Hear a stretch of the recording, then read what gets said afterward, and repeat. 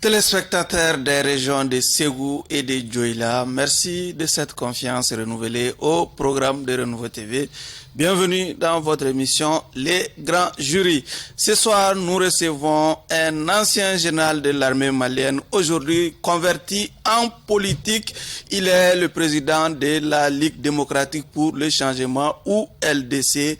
Vous l'aurez compris, nous recevons pour vous le général Moussa Sinko Coulibaly. Monsieur Coulibaly, merci de cette comparution devant le grand jury. Merci pour l'invitation, c'est un plaisir d'être avec vous. Et je suis à disposition pour répondre à vos questions. Justement, avec moi pour vous poser des questions, Abdraman Keita du journal Les Témoins. Bonsoir Abdraman. Bonsoir. Et si vous permettez, je vais présenter Chana. Allez-y. Chana Takiou qui signe son retour. Son grand retour, avec un accoutrement qui ressemble à tout cas à celui du roi marocain. Un accoutrement qui est déjà indicatif de sa provenance. Là, Chana Takiou, merci d'être parmi nous ce soir. Merci Barou, un grand plaisir de vous rejoindre ce soir. Ok. Et je suis Oumar B. Sidibé pour ceux qui nous suivent sur d'autres canaux, la radio Renouveau FM ou la 98.1 FM. Monsieur le général, votre observation sur la composition du jury devant vous juger ce soir. Le jury me convient parfaitement. J'espère que on va pouvoir développer des sujets qui intéressent les Maliens ce soir. Donc je suis là pour ça.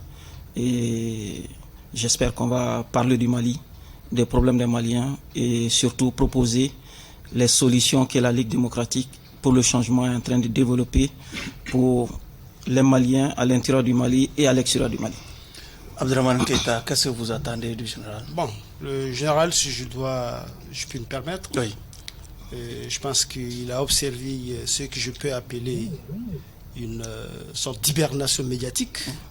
Quelque temps, hibernation médiatique, je pense que pour quelqu'un qui a pris l'engagement, qui a pris date avec les questions de la nation, il a des explications à nous donner par rapport à tout ce qui s'est déroulé entre-temps, puisque lui-même il vient de le dire qu'il se prête à ces questions. Donc je pense qu'aujourd'hui, il sera en séance de rattrapage par rapport à toutes les grandes questions sur lesquelles on ne l'avait pas entendu. Et là, Chana. Oui, vous avez parlé tout à l'heure d'un ancien général, oui. Toujours général, qui s'est mué en politique. Oui. La dernière fois où il avait quitté ici, il s'est comporté en vrai général. La grande muette qu'on a vu ici, parce qu'il n'a pas répondu suffisamment à nos questions. Et il a dévié, évité, esquissé certaines interrogations. Esquivé certaines interrogations. Oui. Je pense qu'aujourd'hui, aucune question ne sera esquivée, mon général. Vous n'êtes plus de la grande miette, mais vous êtes un politique. Un politique doit clairement exprimer ses opinions. Je dis bien clairement exprimer ses opinions, et c'est ce que j'attends de mon général aujourd'hui. Okay. Peut-être, première question de généralité, qu'est-ce qui explique les raisons de votre retraite sur les écrans, dans les colonnes de journaux, votre retraite médiatique? Vous savez, quand on propose des solutions aux Maliens, ça ne se fait pas seul. Quand on construit un mouvement politique, ça ne se fait pas seul. Il y a eu un moment où j'étais très présent sur les plateaux, sur les médias, mais on est en train de construire un mouvement. Et à l'intérieur du mouvement, je ne suis plus le seul, pour exprimer de cette façon, le seul à porter le message. La Ligue démocratique pour le changement a été présente pendant toute cette période. Que ce soit ici à Bamako, que ce soit à l'intérieur du pays, on a formé beaucoup de gens qui portent désormais le message. Nous croyons forcément, nous croyons à la force de l'équipe que nous sommes en train de mettre en place. La Ligue démocratique pour le changement, c'est pas le général Moussa Sinko Coulibaly, c'est toute une équipe qu'on est en train de former et qui porte désormais le message. Et c'est ça qui est important pour nous. Donc pendant toute cette période, on a eu des gens qui sont passés sur les plateaux, qui sont moins connus que moi, mais qui portent aujourd'hui valablement le message de la Ligue démocratique pour le changement. Donc ce qui fait que j'ai pris du temps à sillonner l'intérieur du pays, à rencontrer les gens, à comprendre davantage ce qui se passe à l'intérieur du pays. Donc le travail de communication se faisait, peut-être pas par moi, mais se faisait de façon aussi efficace. Et d'ailleurs, je m'en réjouis énormément. Au-delà de votre absence sur les médias, votre mouvement, le mouvement du M5 RFP, vous étiez aussi actif dans ce mouvement.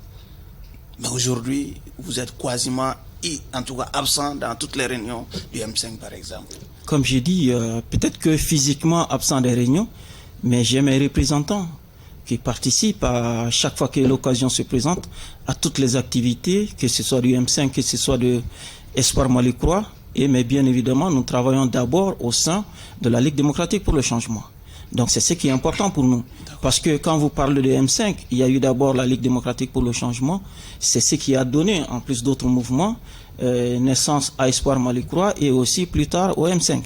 Donc nous pensons que le fondement de tous ces mouvements, c'est les associations et les partis politiques qui ont donné naissance à ces mouvements. Donc il faut continuer à renforcer ces partis politiques. Allez-y, Chana. Oui, mon général, vous avez été général à un jeune âge. Oui. Parce que vous voyez, et beaucoup envié votre âge au moment où vous avez eu les galons de général. Mais subitement, vous avez démissionné de l'armée parce que vous pensez, vous croyez que vous avez un destin national. Vous avez démissionné de l'armée pour faire de la politique. La question que j'aimerais me poser, c'est-à-dire, qu'est-ce que vous faites maintenant? Vous n'êtes plus général, vous n'êtes pas fonctionnaire de l'État. Quelle activité pratiquez-vous en dehors de la politique? Est-ce que ce sont les travaux champêtres? Qu'est-ce que vous faites? Où est-ce que vous tirez l'essentiel de vos revenus aujourd'hui? C'est une excellente question. J'ai décidé de me mettre au service des Maliens. J'ai eu la chance que beaucoup de Maliens n'ont pas, qui n'était pas un droit, qui est un privilège. J'ai été général de cette armée, de notre armée. J'ai été ministre de la République, j'ai été directeur, j'ai occupé de hautes fonctions. Et ça, beaucoup de Maliens, malheureusement, n'ont pas cette chance. Et aujourd'hui, j'ai décidé, puisque j'ai eu cette chance, de pouvoir me battre pour les Maliens qui n'ont pas eu cette chance, pour pouvoir donner cette chance à tous les Maliens. Aujourd'hui, je ne me soucie pas de savoir combien je gagne ou combien je ne gagne pas. Quand on veut se battre pour les autres, il faut accepter de faire des sacrifices. Et aujourd'hui, j'aimerais faire ces sacrifices pour les autres. Parce que, comprenez que d'autres se sont battus pour que moi je puisse aller à l'école publique. D'autres se sont battus pour que, au niveau de l'armée, on ait les meilleures conditions pour pouvoir évoluer à l'intérieur. D'autres se sont battus pour que, à différents moments, on ait accès à différents services. Donc aujourd'hui, je pense que je reste encore un privilégié parmi les Maliens. Je ne me plains pas du tout. Je pense que je suis parmi les Maliens qui ont eu le plus de chance dans leur parcours. Donc aujourd'hui, si je peux me sacrifier... Vous vivez de votre économie, finalement. Vous ne répondez pas à mes questions. Oui, à mon avis, aujourd'hui... Ma question, où est-ce que vous tirez l'essentiel de vos revenus aujourd'hui pour pouvoir vivre, animer même votre formation politique? Pour la formation politique... Pour vous d'abord, en tant que leader, Maître Tal, on sait qu'il est avocat, il a un cabinet. Oui. Tous les autres, Choguel, on sait qu'il a été un grand commis de l'État. Vous avez une retraite, c'est vrai, modeste, peut-être que vous n'avez même pas commencé à toucher cette retraite. Vous vivez de quoi aujourd'hui? Vous avez répondu. Non, vous avez répondu à la question. Vous avez dit que je touche une retraite, certes modeste, mais j'ai dit même avec. Vous avez commencé à la toucher? Avec cette retraite. J'ai dit, est-ce que vous avez commencé à la toucher? Parce qu'il faut un certain âge pour pouvoir toucher la retraite. Est-ce que vous avez commencé à toucher cette retraite de général? Oui. Avec cette retraite que vous qualifiez de modeste, qui est un grand effort fourni par l'État malien pour payer ses anciens militaires, les anciens généraux, je pense que je reste encore parmi les privilégiés de la République. Donc j'ai pas à me plaindre, Donc aujourd'hui j'ai envie plutôt de servir la nation, de me battre pour les autres. Et en fait, je ne me soucie pas aujourd'hui beaucoup du côté matériel de ce que je vis actuellement. La question est répondue.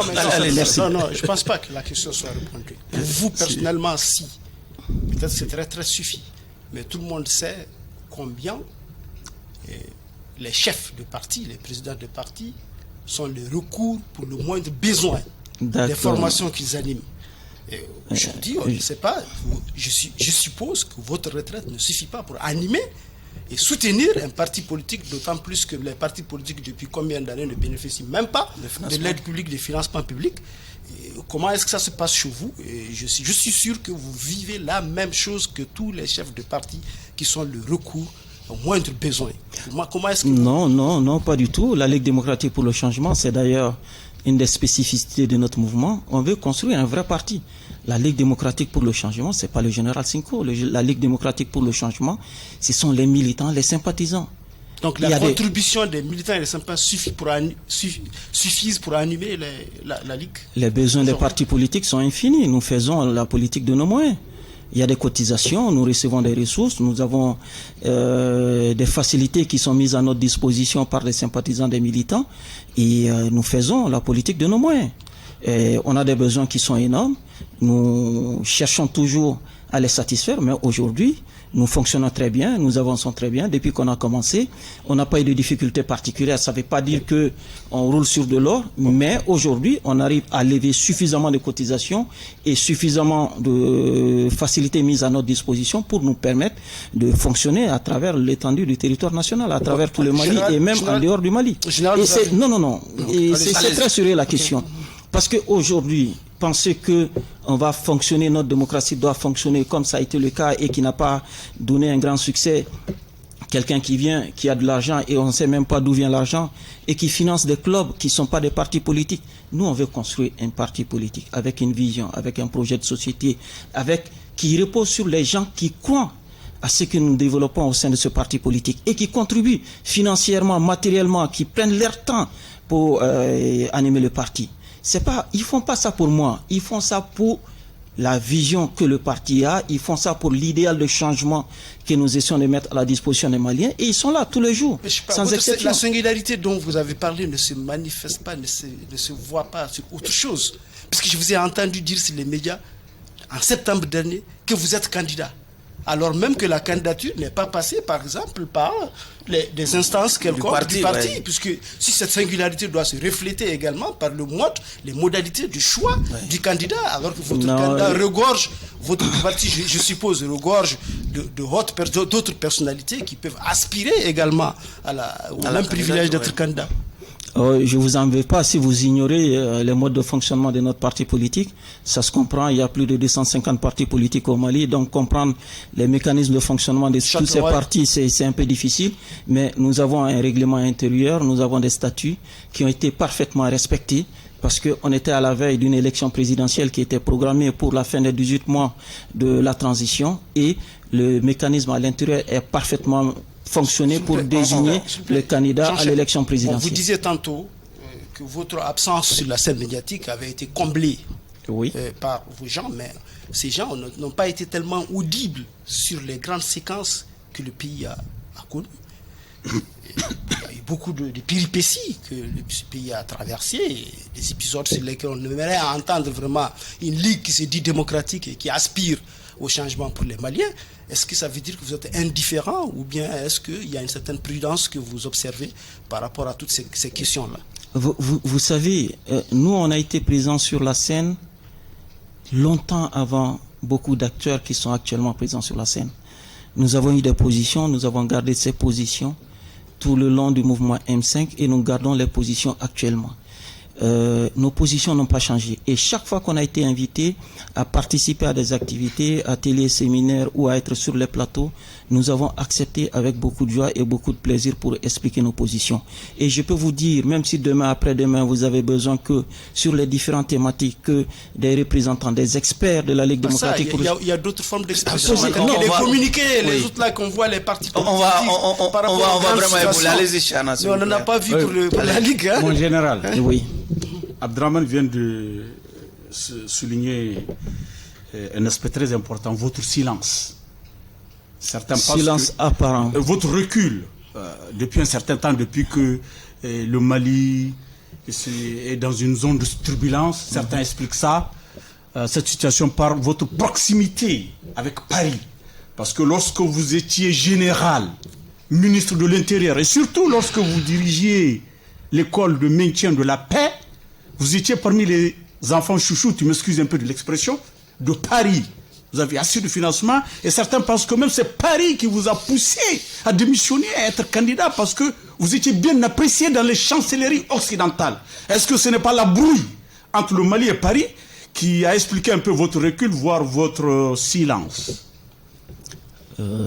Dans une émission aussi bien écoutée que le grand jury, sur une chaîne très sérieuse comme Renouveau, je pense que ceux qui nous regardent aujourd'hui veulent vraiment qu'on parle du Mali et des problèmes du Mali, pas de la personne du général Cinco, parce que heureusement je suis suffisamment connu au Mali et j'ai suffisamment répondu à ces questions, et honnêtement, pour le respect qu'on a pour les millions de téléspectateurs qui nous regardent ce soir, j'aimerais qu'on parle de leurs problèmes et non parle de moi.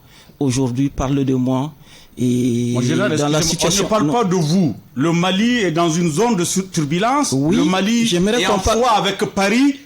Et par ailleurs, on connaît bien vos relations avec Paris et dans les chancelleries occidentales. Un froid qui a des répercussions sur... Donc, et durant cette période-là que vous êtes devenu muet, c'est une question que je vous pose. Mon général, répondez-moi. Ce que nous nous proposons au niveau de la Ligue démocratique pour le changement, pour être clair et précis, nous proposons la coopération avec tous les pays du monde. Tous les pays du monde. Voilà. Nous n'avons aucun problème particulier avec un pays. Nous voulons la coopération gagnant-gagnant avec tous les pays, y compris de vos axes. Y compris la France, bien évidemment, puisque c'est ce que vous posez comme question.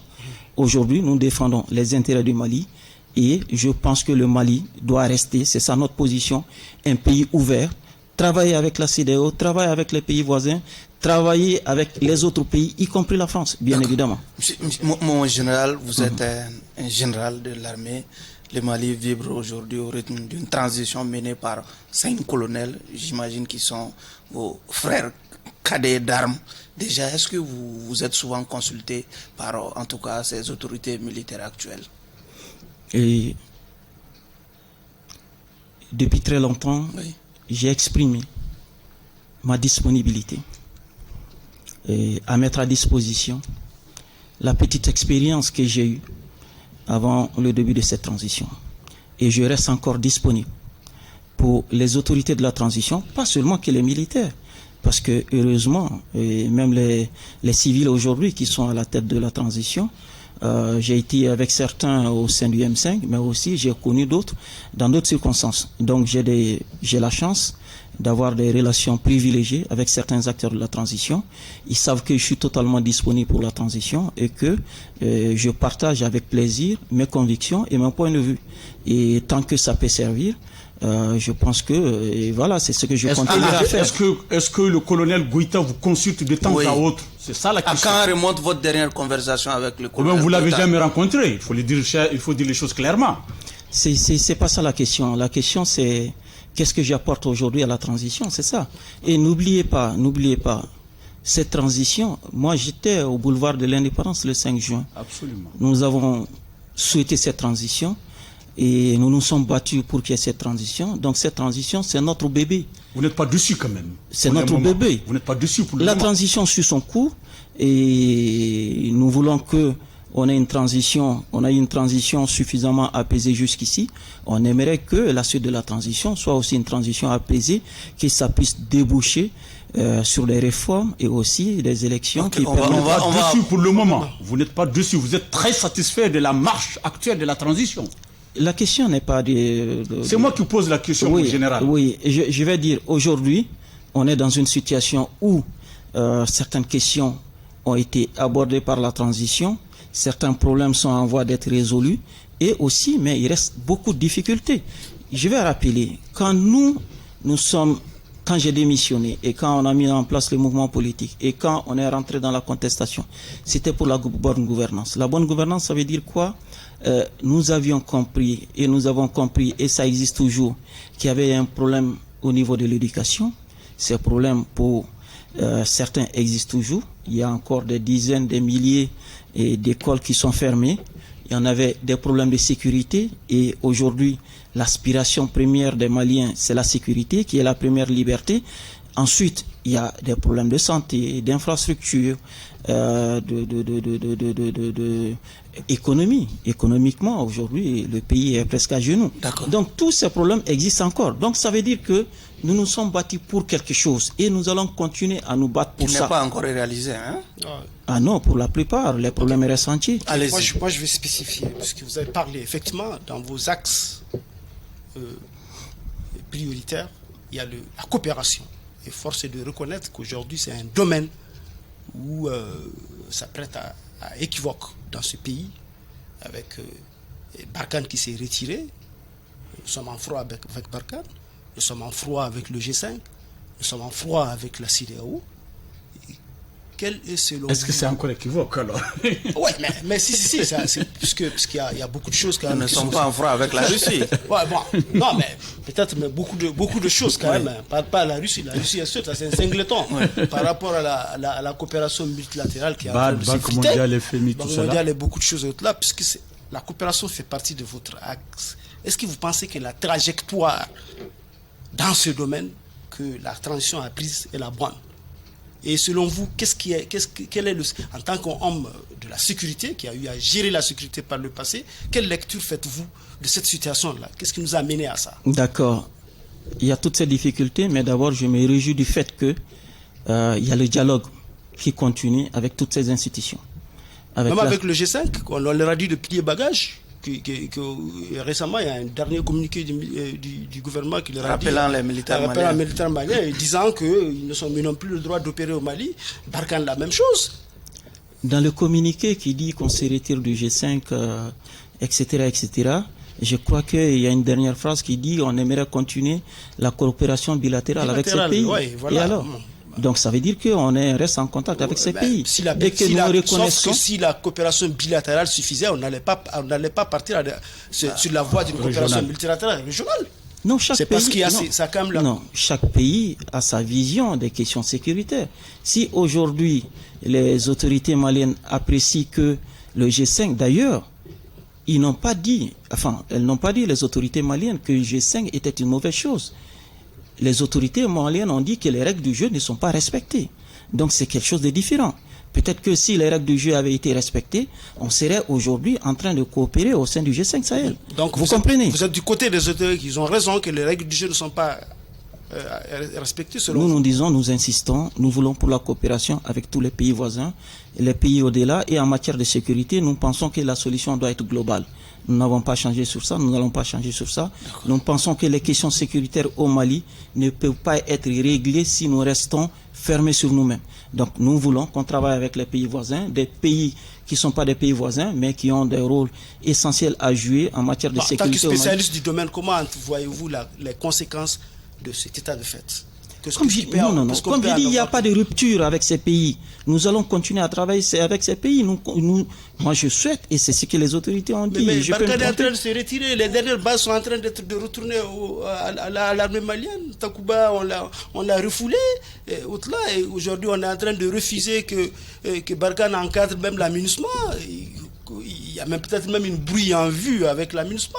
Vous ne pouvez pas nous dire quand même que c'est ce que vous êtes en train de dire est la bonne lecture de la chose.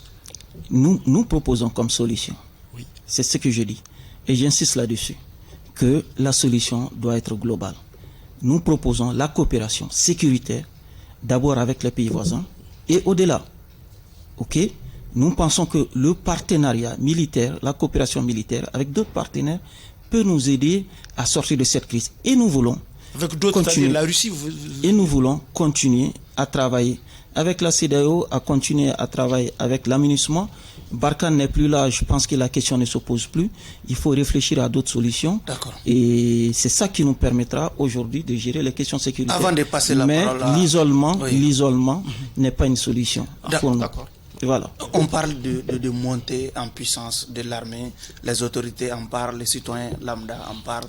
Quel est le regard d'un général que vous portez déjà sur cette question de montée en puissance? Quand est-ce qu'on dit qu'une armée monte en puissance, mon général? C'est tellement relatif. Ça dépend de chaque pays, ça dépend des objectifs qu'on se fixe, ça dépend d'où on parle, d'où on part. Et c'est tellement relatif. L'idée derrière, c'est que on est en train d'améliorer par rapport à ce qui se faisait et qu'il y a des succès sur le terrain. Et c'est tant mieux. Et je félicite, c'est l'occasion de féliciter tous les hommes et toutes les femmes qui sont sur l'uniforme, mais aussi de rendre hommage à toutes les victimes de la crise que nous vivons depuis un moment, et aussi d'avoir une pensée pour aussi qui sont déplacés, qui sont réfugiés dans les pays voisins. Et ceci dit, c'est une excellente chose qu'on ait une armée qui se remobilise, qui se reconstitue et qui se réconcilie avec la population malienne. Parce que il y a encore un moment, ce n'était pas le cas. Et aujourd'hui, je pense que même si pour nous, au niveau de la Ligue démocratique pour le changement, la question ne s'est jamais posée si on soutient l'armée ou si on ne soutient pas l'armée. Et aujourd'hui, grâce à cette montée en puissance, l'armée s'est réconciliée avec la population. Et nous pensons que le soutien que la population doit apporter à son armée doit être un soutien constant. Pas seulement quand l'armée domine sur le terrain, mais même lorsque l'armée est en difficulté, et c'est surtout lorsque l'armée est en difficulté que le soutien doit être encore plus permanent. Donc pour moi, cette question de l'armée doit plutôt souder et fédérer les Maliens et non les diviser. Donc aujourd'hui, il doit pas avoir, on doit même pas se poser la question si on soutient l'armée ou si on soutient pas l'armée, si c'est une bonne chose ou si c'est pas une bonne chose que l'armée monte en puissance. Monsieur le Président de la Ligue démocratique, notre transition patine. Elle peine à réaliser les objectifs dont elle s'est fixée dès le départ. D'abord, elle a été incapable de respecter les 18 mois de transition sur lesquels les autorités ont juré. Ensuite, jusqu'à présent, nous ne savons pas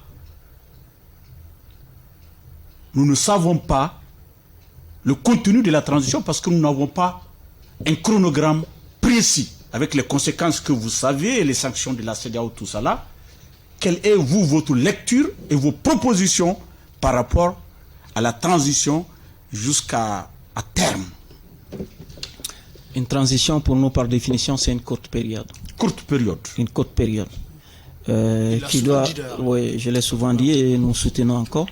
Quand il y a eu la proposition de départ et validée avec la CEDEAO, nous avons soutenu cette proposition de 18 mois. Et nous avions souhaité que la transition, à la fin des 18 mois, et qu'on ait eu des élections et voilà, mettre fin à la transition. Malheureusement, ça n'a pas été le cas. Aujourd'hui, on rentre dans une nouvelle phase. Les autorités ont proposé 2 ans. Je pense qu'il y a des discussions qui sont en cours avec la CEDEAO pour essayer d'avoir un compromis avec la CEDEAO. Mais avant ça, les assises nationales, je crois savoir, concernant la durée de la transition, que les participants ont proposé entre 6 mois et 5 ans, c'est ça? Donc les autorités ont choisi à l'intérieur, proposé 24 mois à la CEDEAO. Et j'espère que pour le prochain sommet, le 3, qu'il y aura un compromis avec la CEDEAO. Et le compromis qui va être trouvé avec la CEDEAO, nous allons soutenir ce nouveau délai et travailler avec tous les Maliens pour que ce nouveau délai puisse nous permettre d'arriver à des élections transparentes et avoir des autorités élues. Vous pensez que c'est normal que la transition œuvre de façon cavalière? Vous êtes parti politique, vous n'êtes associé à rien, ni à la période des ans. Le chronogramme aussi, jusqu'à présent, nous n'avons pas entendu que les partis politiques soient invités à des échanges. Est-ce que vous appréciez cette méthode cavalière des autorités à faire tout sans et peut-être contre les partis politiques? On ne peut pas faire la politique contre les partis politiques, ce serait une erreur. Je dis peut-être, c'est une question. Oui, je dis ce serait une erreur. Et je crois qu'il y a un cadre d'échange qui existe au niveau du ministère de l'administration territoriale. Ce cadre d'échange avec les partis politiques n'a pas disparu. Et ce cadre inefficace et ces décisions ne sont pas acceptées par l'autorité politique. Notamment par rapport à la CENI. Il y a un cadre de concertation, certes. Depuis un certain temps, ce cadre ne vit pas et les décisions prises par ce cadre-là ne sont pas respectées au sommet de l'État. À quoi sert ce cadre alors? Je réponds au nom de la Ligue démocratique pour le changement. Je ne crois pas que je sois porte-parole du gouvernement. Donc ce que le gouvernement fait ou ne fait pas, je ne peux pas l'apprécier ou répondre de ça. Donc permettez-moi de dire que je pense qu'il y a un cadre d'échange qui existe et je souhaite vivement que ce cadre, s'il y a des difficultés, nous, pendant très longtemps, pas depuis le début de la transition, chaque fois qu'on a été invité à participer aux échanges avec le ministère, nous avons été présents. Et on avait discuté de beaucoup de textes, notamment la loi électorale, etc. Un projet avait été adopté. Nous avons participé et ce sera avec plaisir, si nous sommes invités, que nous allons participer pour permettre, parce qu'il n'y a pas d'issue il n'y a pas de solution sans les partis politiques. Ça ne se fera pas sans les partis politiques. Si vous voulez organiser une compétition, vous n'allez pas ignorer les concurrents ou enfin les éventuels prétendants éventuellement au mandat de maire, de conseiller, de ceci et de cela. Ça ne peut pas faire sans eux. Et donc, ce serait une erreur de penser qu'on peut évoluer et avancer sans consulter la classe politique et la société civile. Allez-y, je ne reconnais pas un peu le général, puisque quand je l'ai entendu parler de la durée de la transition, il avait bel et bien dit qu'au bout de 18 mois, si on ne passe pas le relais, la transition aura échoué. Oui. Est-ce que vous pensez clairement que cette transition a échoué? On a fixé une durée c'est qu'on s'était fixé. Je pense que le Premier ministre, en faisant le bilan de la transition, quand il est passé, ou de la première phase de la transition, quand il est passé devant le CNT, je pense que le Premier ministre lui-même a reconnu les difficultés rencontrées et que on a été loin des objectifs fixés. Et donc pour nous, la transition devait se limiter à 18 mois et nous avons donc elle a échoué. Cette transition a échoué parce que vous avez dit clairement, cette transition, si au bout de 18 mois elle ne transmet pas à des pouvoirs régulièrement élus le pouvoir au bout de 18 mois, elle a échoué. Je soutiens que ce qui avait été fixé pour les 18 mois n'a pas été rempli. Donc dans ce cas, elle a échoué. Je soutiens que ce qui a été fixé pendant les 18 mois n'a pas été rempli. Vous avez soutenu par le passé qu'elle aura échoué. Ceci dit, comme j'ai dit, nous avons souhaité une transition et bien évidemment, dans toute chose, il faut une souplesse. Vous comprenez? Les transitions de 91, les transitions de 2012, à chaque fois, il y a des délais qui ont été fixés et il y a eu chaque fois un peu de rallonge par rapport aux objectifs. De façon consensuelle. Voilà. De façon consensuelle. Oui, d'accord, mais vous avez eu à gérer les élections pendant une transition. Oui. Vous-même. Oui. Est-ce que vous pensez que cette transition raconte plus de difficultés que vous n'en avez reconnu, vous n'en avez connu par le passé, pour que ça se prolonge de cette façon? Je pense que la question n'est pas comment faire les élections, n'est pas faire les élections en cette période. Je pense que la transition a dit il faut passer par des réformes, ensuite on va faire les élections. Alors vous avez dit non, que ce n'est pas une tâche dévolue à une transition. Je vous ai bel et bien entendu, vous avez dit les réformes, les défis ne peuvent pas. Une transition n'est pas la période la mieux indiquée, pour reprendre vos mots, effectivement, pour relever les défis auxquels nous sommes rencontrés dans les réformes. Mais nous ne disons pas le contraire aujourd'hui. Nous maintenons les mêmes positions. Nous maintenons les mêmes positions. D'accord, mon général. Non, je ne peux pas terminer. Nous maintenons les mêmes positions. Nous, on aurait souhaité une transition de 18 mois, on l'a dit et on l'a défendu. Donc ce n'est pas une période indiquée pour les réformes. La transition, c'est pas la meilleure période, et surtout maintenant qu'on fait face à beaucoup d'autres défis. Par exemple, il y a un projet de révision de constitution. Honnêtement, nous pensons dans ce cas, cette différence cette différence que vous avez évoquée entre cette transition et la vôtre ne tient pas. Quelle différence? Vous avez dit les réformes, que la différence de cette transition, c'est les réformes. Or, vous ne défendez pas qu'une transition doit être le moment indiqué pour mener des réformes. Si la Ligue démocratique ne défend pas ces réformes, ça ne veut pas dire qu'il n'y a pas d'autres personnes qui défendent ces réformes. Il a commencé le projet de constitution qui est important, qui est d'actualité. Votre position par rapport à ça. On va en parler. Vous avez organisé des élections. De très bonnes élections. De très bonnes élections. Je le reconnais. Oui. Quand vous avez organisé des élections, tout le monde est unanime. La communauté internationale, tout le monde a été... il y a certainement des couacs. Au point que l'opposant principal est allé féliciter le gagnant. Ouais. Il y a eu certainement des couacs qui ne sont rien par rapport aux objectifs que vous avez atteints. Mais est-ce que vous pensez qu'aujourd'hui, là où nous sommes, il est de bon ton de lier les élections à un organe unique de gestion tel que vous le pensez? C'est surtout dans les soucis de moraliser les élections que le gouvernement semble faire le choix de l'organe unique. Vous pensez que l'organe unique... En tant qu'ancien ministre de l'Intérieur, vous avez eu à gérer les élections sans ça, et des bonnes élections. Pourquoi aujourd'hui il nous faut forcément, selon vous, un organe unique? Je pense, et j'ai échangé avec beaucoup de responsables de haut rang de la transition. Je me suis prononcé sur cette question et de façon très claire. J'ai été invité au Conseil national de transition pendant le mois de carême. Et malheureusement, j'étais pas à Bamako, donc j'ai pas pu participer à l'écoute par rapport au nouveau texte qui est en gestation au niveau du Conseil national de transition. Ma préférence, et je pense que c'est ce qui nous permettra d'avoir de très bonnes élections, c'est d'organiser l'élection avec le ministère de l'administration territoriale. Notre position est très claire. Je pense que le ministère sait organiser les élections, ça a été prouvé à différentes reprises. Et alors, dans le contexte actuel où on a beaucoup d'autres défis, je pense qu'il serait prudent et sage de ne pas aller vers un nouvel organe qui peut être problématique, qui peut être budgétivore, qui va être très très difficile à mettre en place, et avec un organe que personne ne pourra maîtriser avant d'aller à une élection importante pour l'avenir du pays. Absolument. Je pense qu'il serait sage et prudent d'aller avec le dispositif qui est déjà en place. On peut toujours l'améliorer, on peut toujours changer certaines choses pour que éventuellement certains aspects soient mieux maîtrisés.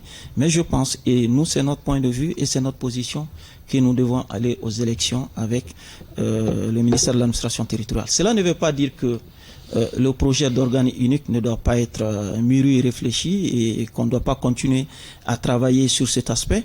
Peut-être que dans un futur plus ou moins éloigné, on pourrait arriver ou souhaiter aller vers cet organe unique dans un environnement beaucoup plus propice à la mise en place d'un organe unique. Sinon, aujourd'hui, notre position est claire. Nous voulons une élection organisée par le ministère de l'administration. Merci beaucoup pour cette précision en détail et pour cette clarification. Il y a eu un décret qui comporte, comme l'a dit le professeur Sissoko, beaucoup de fautes avec un président qui va nommer des gens par arrêté, alors qu'un président, c'est toujours par décret. Il y a une faute syntaxique aussi, tout ça. Bon, passons, c'est coquilles. On les considère comme coquilles, ce qui n'est pas du tout acceptable à ce haut niveau de responsabilité également. Quelle est votre position par rapport à ce décret qui parle de nouvelle constitution, alors qu'il y a la disposition de la constitution, c'est l'article 52, j'espère. Hein? 52. Alors que la charte ne parle pas de relecture de l'article 52. Vous vous souvenez? Les modalités de relecture. Qui dit pour aller vers une révision constitutionnelle, il faudrait concurremment au président de la République, aux députés, et qu'il faudrait que le territoire soit uni. Toutes choses qui ne sont pas aujourd'hui réunies. Les conditions. Votre position par rapport à ce décret, à son applicabilité? Le décret en lui-même, c'est pas ça le plus important, c'est l'esprit derrière. On veut soit aller vers une révision ou une réforme. Et en fait, on ne sait pas exactement qu'est-ce qui est précisé. Mais aujourd'hui, une nouvelle constitution. C'est plus compliqué que ça. Voilà. Donc le décret n'est pas, voilà, on peut comprendre de différentes façons. La lecture de la situation que nous avons. Nous pensons que, en fait, que le processus démocratique, le modèle démocratique qu'on a essayé de mettre en place en 91, cette transition qui a commencé en 91, pour nous, ça continue toujours. On est en train d'aller vers un modèle démocratique et on n'a pas encore trouvé notre chemin, les Maliens. On a fait des élections, on refait des élections, on a mis en place des institutions, on a des textes. En fait, la constitution actuelle, le texte fondamentalement n'est pas mauvais, il est même très bon. Donc, on n'a pas en tant que tel un problème de texte. Il n'y a pas urgence à changer les textes. Il y a urgence plutôt à comprendre pourquoi les textes ne fonctionnent pas. Ils ne sont pas appliqués. Pourquoi les textes ne sont pas appliqués? Pourquoi les institutions qui sont chargées de faire fonctionner la démocratie n'arrivent pas, ces institutions, à jouer leur rôle? Quand on prend un exemple récent, la Cour constitutionnelle, quand il y a eu les manifestations, il y a eu des élections, ensuite il y a eu la contestation. Une institution qui est supposée être indépendante, avec des textes et avec toutes les garanties, cette institution n'a même pas été capable de se sauver elle-même et encore moins de servir de verrou et de garant pour la stabilité de nos institutions. On a vu la catastrophe que ça a donné. Donc aujourd'hui, je pense qu'il faut refaire l'analyse depuis 91. En fait, on est toujours en transition. On a quitté un modèle, entre guillemets, qui a été appelé dictatorial, et on est en train d'aller dans une transition vers un modèle dit démocratique.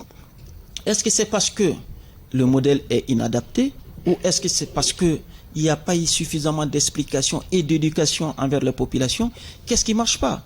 En très peu de temps, on a eu beaucoup de coups d'État, et on a eu juste un président qui a été élu, qui a rendu le pouvoir aussi par élection à un autre président, ça s'est limité à ça.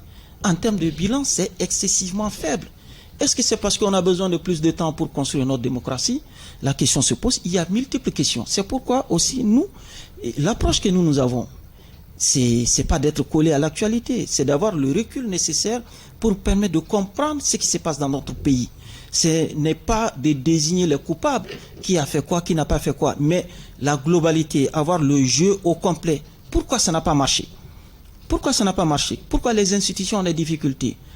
Quand on voit l'Assemblée nationale, pendant très longtemps, un autre exemple aussi, l'accord d'Alger. L'accord a été signé, voilà. Après, on s'est rendu compte qu'il y a une Assemblée nationale qui devait poser des questions au gouvernement pour savoir quel est le contenu de cet accord. Donc, à différentes étapes, les choses n'ont pas marché. Est-ce qu'il faut continuer dans ça? Je pense que non, ça demande des réflexions. Donc, ce qui fait que nous, on ne veut pas qu'on aille précipitamment vers un changement de constitution. Donc, on veut qu'on donne le temps au temps, qu'on comprenne exactement, qu'on ait des analyses. La construction d'une nation, c'est pas une course de vitesse. C'est des générations qui se battent, qui ajoutent chaque fois une pierre à l'édifice pour pouvoir construire quelque chose de solide. Donc, nous pensons aujourd'hui que on a besoin encore de temps pour analyser, pour comprendre pourquoi nos institutions ne marchent pas. Or, comme j'ai dit, on a les textes n'ont pas de problème. La rédaction des textes. Avec le recul, actuellement, après tant d'années de recul, depuis 12 ans que vous êtes sur la scène, ou bien 10 ans que vous êtes sur la scène publique, est-ce qu'avec le recul, vous n'avez pas compris qu'il ne fallait pas des coups d'État pour plonger le pays dans des ruptures institutionnelles pour régler tous ces problèmes-là? Puisque les coups d'État ne font que nous prolonger davantage dans cet engrenage. Oui, mais si vous ne prenez pas d'analyser pourquoi il y a les coups d'État, pourquoi on est arrivé à des coups d'État, vous n'aurez jamais de solution. Le simple fait de dire oui, c'est pas bon. On a mis dans la Constitution que le coup d'État est un crime imprescriptible, mais ça n'a rien changé. Ça n'a pas empêché les coups d'État. Donc il faut chercher à comprendre. Il faut se détacher. Est-ce que ce n'est pas parce qu'on ne sanctionne pas les militaires fautifs que les coups d'État continuent? Est-ce qu'on a les moyens de sanctionner les militaires fautifs? Pourquoi pas? Parce qu'on n'a pas. Parce que moi je l'interroge. On n'a pas des institutions fortes. On n'a pas des institutions fortes. Si nous avons des institutions fortes, le coup d'État serait un crime prescriptible. C'est pourquoi je parle de moyens. Non, il s'agit par le jeu des institutions de prévenir et d'empêcher les coups d'État. Sinon, tant que c'est l'idéal. Tant que le fonctionnement des institutions le permet, il y aura toujours, à un moment ou à un autre, cette situation qui va se présenter. Quelle balise y a-t-il de plus que de mettre dans la Constitution que c'est un crime imprescriptible? Moi, je ne vois pas le balise qu'on puisse mettre interinstitutionnel qui puisse empêcher, si vraiment on veut faire un coup d'État, si la volonté est là de faire un coup d'État, qui puisse l'empêcher.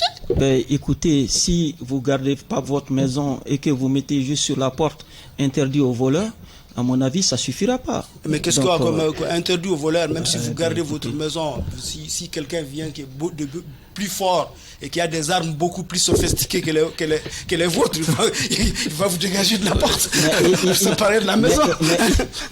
Imaginez, si vous vous contentez seulement de mettre un écriteau pour dire oui, interdit aux voleurs, vous pensez que ça suffira? Non, ça ne suffira pas. Donc, j'ai dit, on n'a pas un problème de texte, mais pourquoi les institutions ne fonctionnent pas?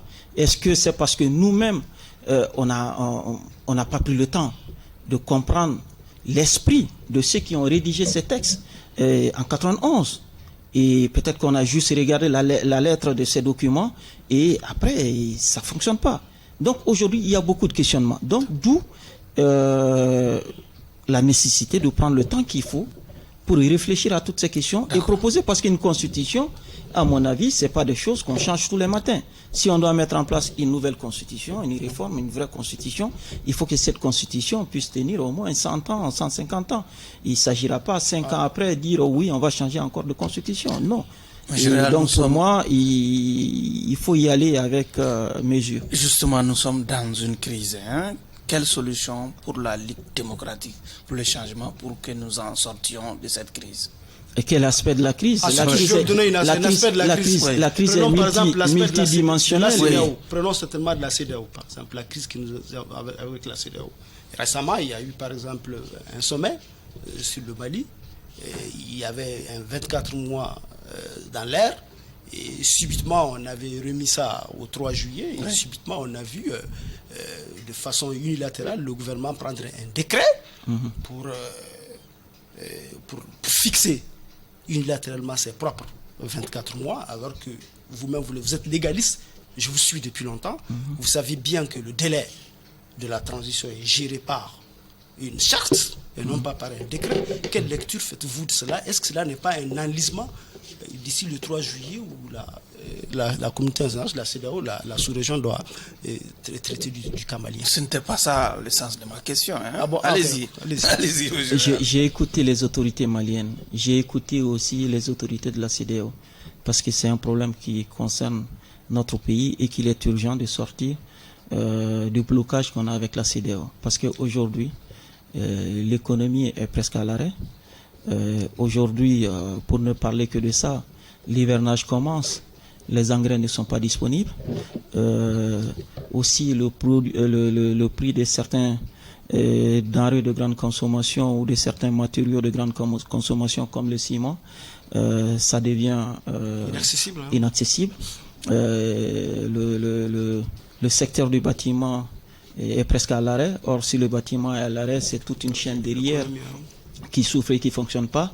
Et aussi, on commence à manquer de certains produits sur le marché malien. Donc, il est important et plus que urgent de trouver une solution avec la CEDEAO. Je pense qu'il n'y a pas d'alternative à la CEDEAO. Il faut négocier, se mettre d'accord avec la CEDEAO, trouver un compromis.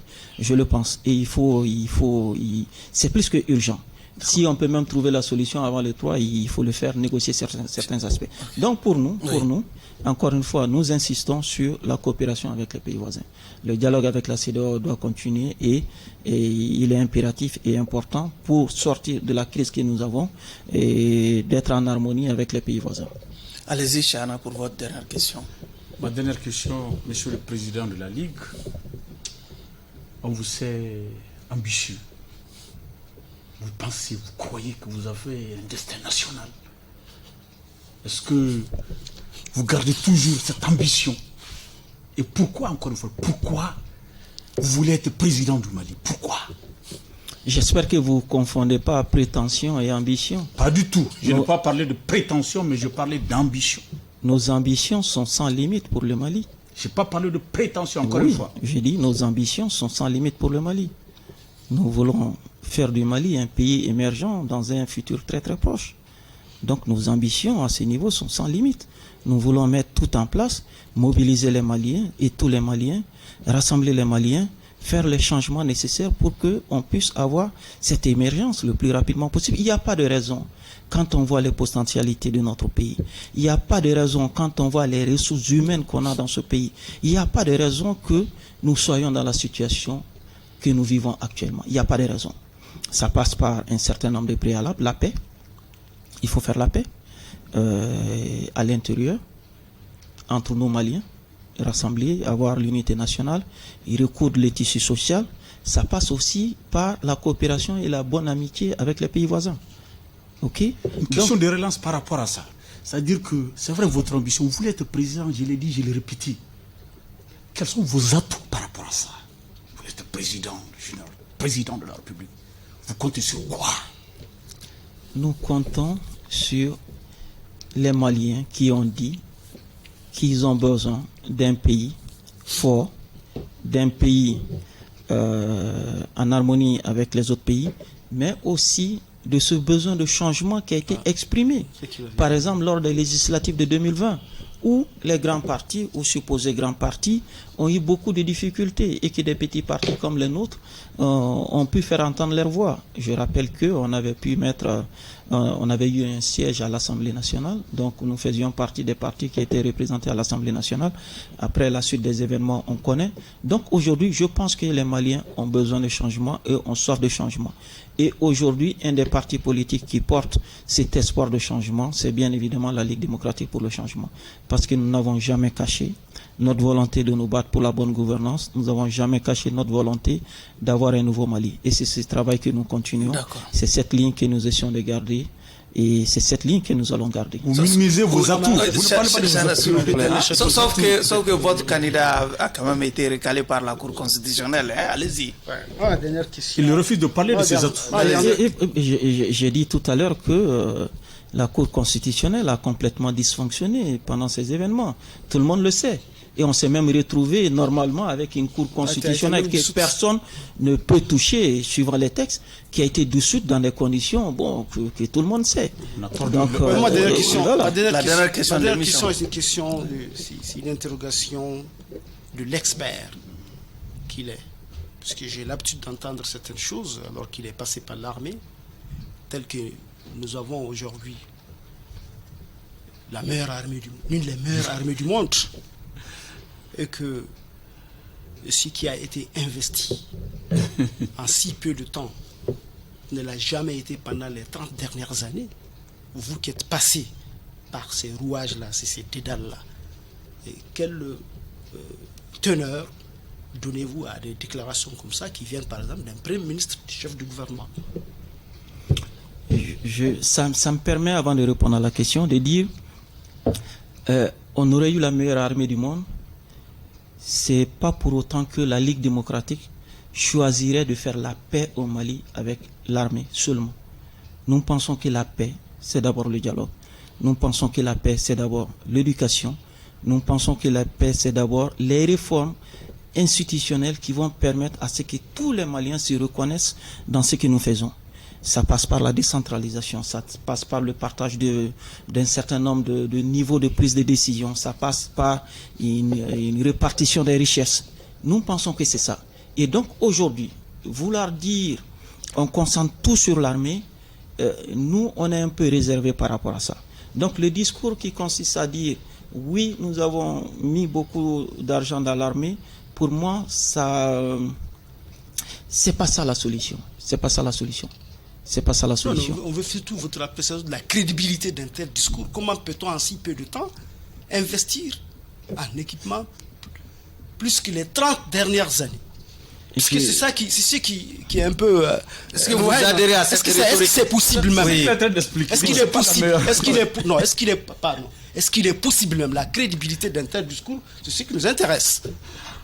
Les éléments de comparaison, c'est toujours difficile. Je ne sais pas sur quel élément de comparaison le Premier ministre se base. Donc, la parole d'un Premier ministre, on doit supposer que c'est suffisamment informé quand il dit qu'ils ont mis beaucoup d'argent. Je pense que il faut lui accorder le bénéfice du doute. Il a dit beaucoup d'argent, mais il a dit plus que les 30 dernières années. C'est ça, mais je ne sais pas comment il fait la comparaison. Voilà. Donc, je ne peux pas juger. Monsieur le Président, je ne peux pas juger. Voilà. Moi, général, nous allons à présent mettre un terme au débat pour le compte de cette audience. Le jury va se retirer pour procéder à la délibération. Vraiment, nous sommes dans le secret de la délibération. Bon, pas de secret, on va le faire le siège. Oui. Le siège, j'ai été vraiment, j'aime bien le mot émerveillé, mais pas subjugué par sa prestation de ce soir. Je vis un homme qui a une grande perception structurée et structurelle des problèmes du pays et qui les a abordés avec vraiment une posture d'homme d'État à laquelle d'ailleurs il prétend. C'est vrai que par moments, il y a eu un peu de réserve due à la nouvelle école qu'il a commencé à fréquenter, qui est l'école politique, et qui consiste à un peu marcher sur des œufs, à faire dans la prudence, tout ça. Donc, on ne va pas lui en tenir des griefs pour ça. C'est le propre de tous les acteurs politiques. Il ne doit pas payer quelque chose pour ça. Et je vous demande vraiment de le juger en fonction de cette brillante prestation et à vous de décider. Hein. de ne pas le condamner et comment ne pas le condamner. Merci, Monsieur le Président. À l'entame de cette émission, oui, j'avais dit que la dernière fois où on avait rencontré, où on avait reçu le général, il a esquivé beaucoup de questions. Oui. Que j'avais vu le général la grande muette au lieu du politique. Mais très honnêtement, aujourd'hui, je ne dirais pas comme Draman que je suis émerveillé, mais surpris par sa prestation d'aujourd'hui, parce que je retrouvais le politique, sans langue de bois. Il dit les choses avec éloquence, avec finesse. Il s'oppose à la trajectoire de cette transition. Dans certains domaines. Il le dit avec finesse, avec courtoisie. Les élections par rapport à la CENI, il n'est pas d'accord avec la transition. La Constitution, il n'est pas d'accord avec la transition. Le partenariat, la brouille avec la CEDEAO, il n'est pas d'accord avec la transition. L'armée, bien sûr, tous les Maliens aujourd'hui soutiennent notre armée. Il est un général, oui, il n'a pas d'autre choix que de soutenir l'armée. L'accord d'Alger également, il l'a soulevé. Il a décliné sa vision. Une vision très claire, structurée, avec des ambitions très claires pour le Mali, une ambition sans limite. Même si, par humilité, j'allais dire, par modestie, il n'a pas voulu parler de ses atouts. Je pourrais comprendre cela. L'économie, il a abordé, là aussi, il n'est pas d'accord. Il a une situation, il a dépeint une situation sans complaisance. Les engrais, les denrées, le bâtiment qui va mal, tout va mal. Vraiment, il a été très clair, très précis, contrairement à la fois dernière. Monsieur le Président, on ne peut pas le condamner. Oui. Il faudrait l'acquitter, vraiment. Et je pense que c'est un prétendant très sérieux, à la présidence de la République, à la magistrature suprême. À la magistrature suprême, par rapport à son discours. Il est correct, il est structuré, et on ne lui connaît pas un pantalon tourrier à part le coup d'État de Sanogo dont il est l'un des principaux acteurs. Oui. Vraiment, libérez-le des liens d'accusation en attendant. Peut-être un jour, on va parler de ce crime imprescriptible. D'accord. Mon général. Mon général, au bénéfice de ces deux réquisitoires très favorables, je suis à l'aise. C'est réquisitoire favorable, c'est favorable. Réquisitoire favorable, hein, parce que vous me donnez le choix peut-être de condamner ou de ne pas condamner un accusé brillant, structuré, et même qui a vraiment évolué en termes de finesse. Donc, très difficile pour moi de le retenir dans les liens de l'accusation. Mon général, vous êtes à quitter. Merci infiniment, merci à vous. Et merci à la chaîne Renouveau et à vous-même qui m'avez donné l'opportunité d'être là ce soir. Et aussi, merci infiniment à ceux qui nous ont suivis sur Renouveau. Et à très bientôt, je l'espère. Ainsi prend fin ce numéro de votre émission Les Grands Jurys, qui recevait bien entendu comme invité le général Moussa Sinko Koulibaly, aujourd'hui président de la Ligue démocratique pour le changement ou la LDC. Au revoir.